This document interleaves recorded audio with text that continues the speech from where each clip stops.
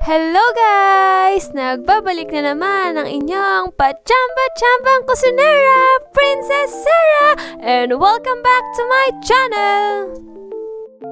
Pero bago ang lahat, pakinggan muna natin ang pagchichismisan ng dalawang chismosang hipon!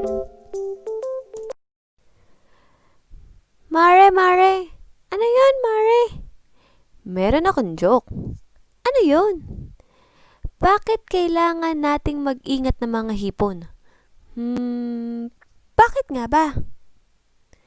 Kasi we are prone to accident! Ngik!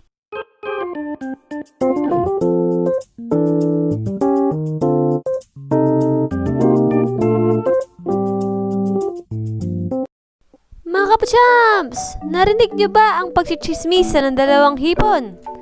At dahil dyan, pugutan na natin sila ng ulo at tanggalan ng bituka!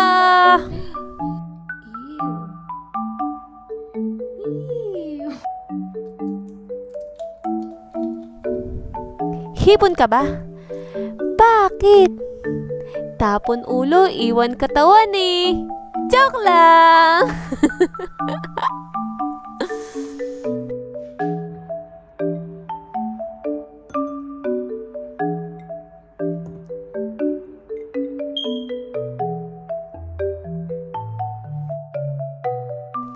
Lagyan natin siya ng 1 tablespoon of white pepper and i-marinate for 15 minutes.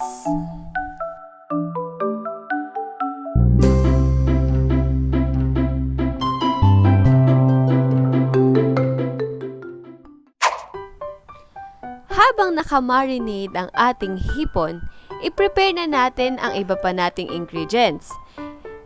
Una sa lahat ay yung tofu. Hiwain natin siya into small cubes.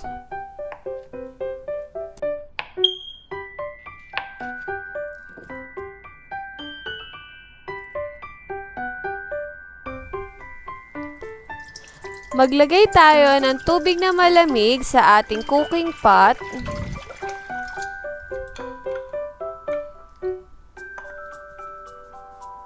At maglagay ng 1 teaspoon of salt.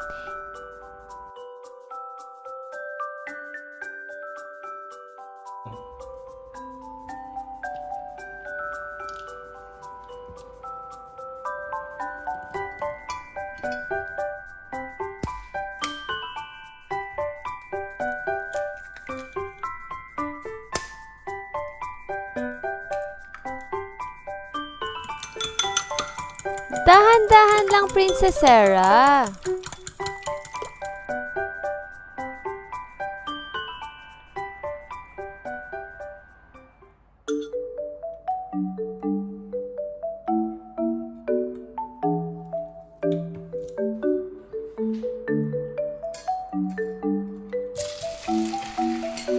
Mga kapachams, hindi to tortang tofu ah.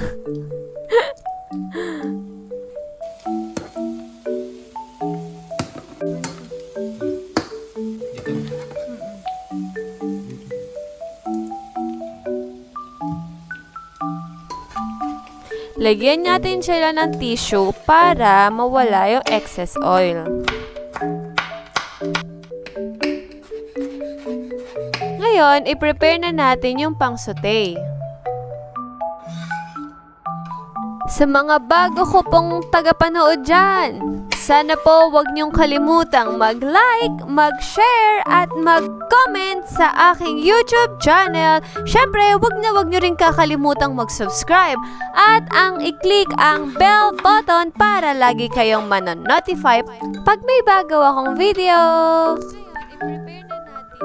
Ngayon, i-prepare na natin ang gagamitin nating sauce.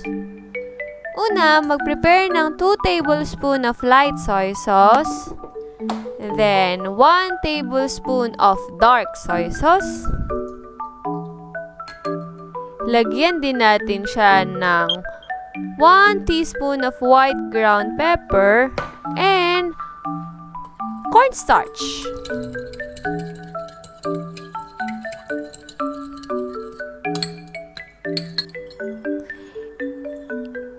ilagay din natin yung shrimp broth. Nakuha ko yan gamit doon sa mga ulo ng shrimp kanina. So, in-squeeze ko lang siya para instead na water, yung shrimp broth yung gagamitin natin. Mag-start na tayong mag-saute. Yan yung na-prepare natin na sauce. Pakuluan lang natin siya. And then, maglagay tayo ng 1 tablespoon of white sugar.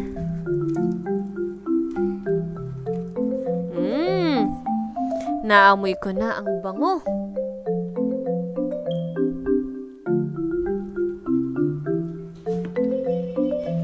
So guys, mabilis lang natin siyang kukuluan para ma-maintain nung shrimp yung pagka-juicy niya. Okay? We're almost done! Siyempre, mag-garnish lang tayo ng very slight.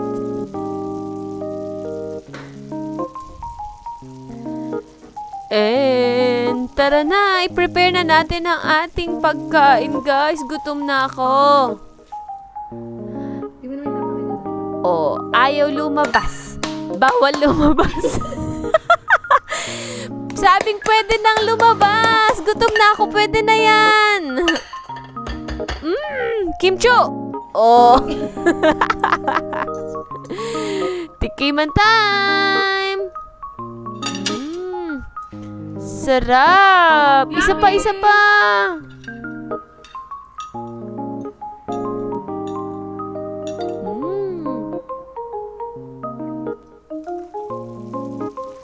Sarap, guys! Paano, guys? Sa susunod ulit na video, sana nag-enjoy kayo. Try nyo to, for sure mag-e-enjoy kayo sa sarap. Bye-bye!